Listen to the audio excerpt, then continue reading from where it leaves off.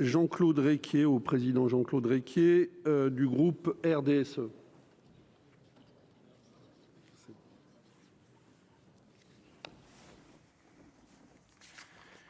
Monsieur le Président, Madame la Ministre, Monsieur le rapporteur, mes chers collègues, comme cela a été rappelé précédemment, la tribune nord du stade Armand Cesari s'est effondrée à Foyani il y a 28 ans, faisant 19 morts et plus de 2300 victimes. Ce drame survenu le 5 mai 1992 est encore aujourd'hui source de profonde affliction pour les victimes et pour leurs familles. Je souhaiterais à mon tour leur rendre hommage au nom du groupe RDSE et à mon nom personnel. Permettez-moi également de saluer ici la mémoire de Bernard Tapie, dont on se souviendra de la bravoure lors de cette catastrophe à laquelle il était présent, où il n'a pas hésité à rejoindre les équipes de secours pour tenter de sauver des décombres les supporters immobilisés. Par-delà la question des effets de ce texte sur les compétitions de football professionnel, je tiens à souligner l'importance des enjeux soulevés par cette proposition de loi, que sont la mémoire, la commémoration ainsi que la résilience. Cependant, bien que je sois bien évidemment en accord avec le fond de ce texte, mes collègues du RDSE et moi-même nous interrogeons sur la pertinence de recourir à la loi pour régler cette question. En l'espèce, le législateur tente de réguler une situation qui, à nos yeux, relève d'abord de la compétence des instances sportives autonomes que sont la Fédération française de football et la Ligue de football professionnel. Ces dernières se disent de leur côté prêtes à étendre les hommages, mais sans interdire les max. Je rappelle que la Ligue plaide, je cite, en faveur d'une commémoration renforcée sur tous les terrains de France.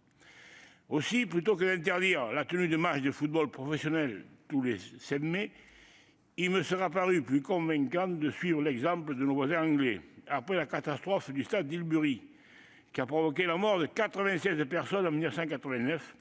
Divers dispositifs tels que l'instauration du minute de silence ont été mis en place à l'Angleterre. Toutes les initiatives sont les bienvenues.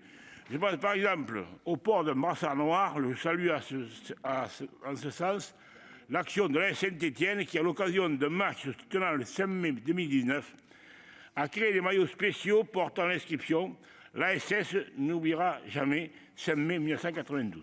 D'autres pays touchés par ce type de drame, comme la Grèce en 81 ou la Belgique en 85, ont également mis en place des dispositifs mémoriels équivalents, sans jamais annuler un match en guise de commémoration. Car la mémoire ne résonne pas dans le silence.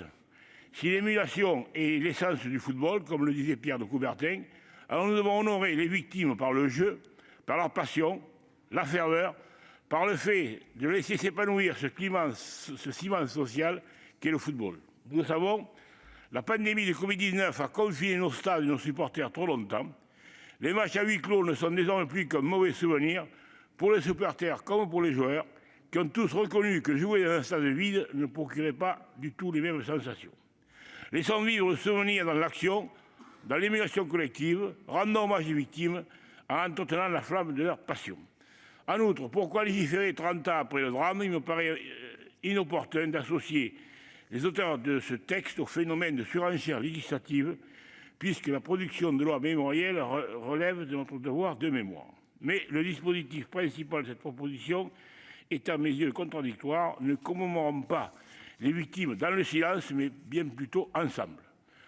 Taisons-nous ensemble pour elles, applaudissons-les ensemble, souvenons-nous ensemble.